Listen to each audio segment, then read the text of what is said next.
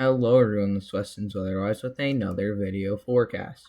In today's video, we will be breaking down the upcoming severe weather over the next couple days coming to the United States.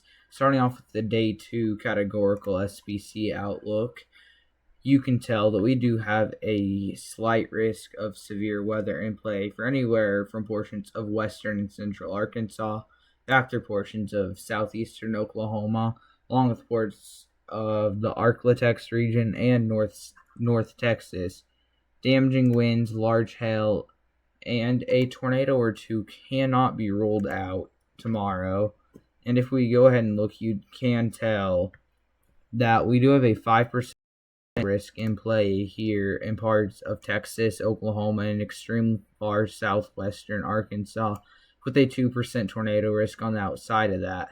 Now, I would not be surprised to see a small 10% tornado risk added back across this area tomorrow, because I think that we are going to have the chance for maybe a strong tornado or two tomorrow, and I'm not ruling out a upgrade here to a 30% non-hatch damaging wind threat across this area tomorrow.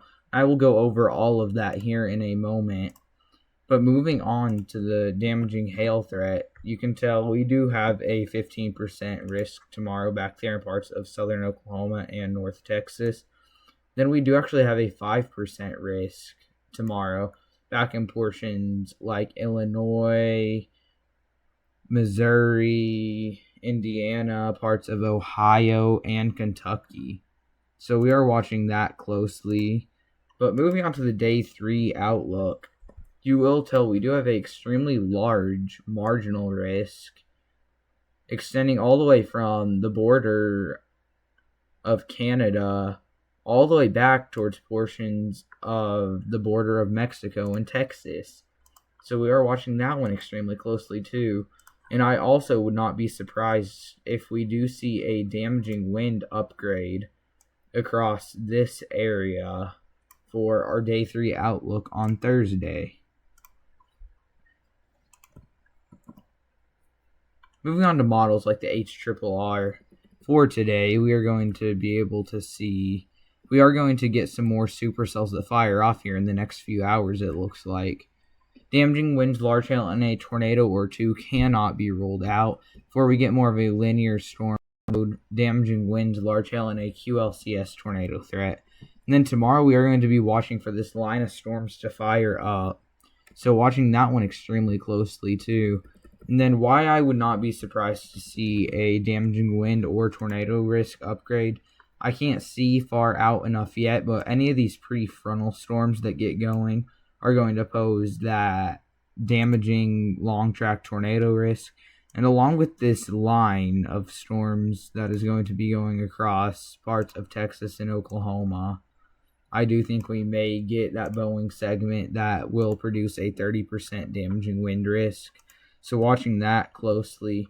If we go ahead and do move on to surface-based Cape, we are going to tell that today we do have quite the amount of instability to work with there in Texas. But then if we go ahead and move forward, you can tell we are going to get a return of instability tomorrow. Far out as I can look, but it does look like we are going to get a pool of instability. Now, moving on to the significant tornado parameter. Let me get that off your screen for you. Moving on to the significant tornado parameter, you can tell we are going to have the chance for a few tornadoes today in parts of southern Oklahoma and parts of the Texas Panhandle. And then tomorrow we are going to have that chance. Now, it's not the highest, but it is something that we have to watch for. Moving on to the NAM 3KM CONUS, we do see the threat here, if we go ahead and play it out, of that damaging wind threat tonight in Texas, along with that supercell threat. But what I'm really watching for is tomorrow, is this Boeing segment. And as you can tell, it doesn't have those prefrontals get going, but this Boeing segment is something that we need to watch for extremely closely. It is just a huge line of thunderstorms. Damaging winds, large hail, and a few tornadoes are going to be possible. So we are watching it extremely closely, as if we play it out even farther, until we might even get a little bit more storms to flare up behind that. If we go ahead and move on to surface-based escape yet again, you can tell we do have a lot to work with today. And then tomorrow, we are going to get that pull of instability. So we are watching that extremely closely too. So keep in mind that does look more of a damaging wind threat. So gotta watch that very closely. Is moving on to the significant tornado parameter. You can tell, yet again, it's kind of like the HRRR. It's not as high, but I will say it is a bit higher back here in parts of North Texas, along with portions of southern Oklahoma. This corridor, yet again, parts of southwestern Arkansas. So watching that extremely closely. The last thing I'd like to touch on, if we go ahead and go over here to the WPC forecast and look at the day 2 excessive rainfall outlook. I don't know why the day 1 won't load, neither will the day 2. So that's just great. But we do have moderate risks in play. As you can tell, lots of rain is going to fall over the next 3 days. So watching it extremely closely, whether we will see heavy rain in some areas, in which I think we will. Now, we may even get a few flash flood emergencies if all this rain does fall, because we do have flash flood warnings and aerial flood advisories in effect.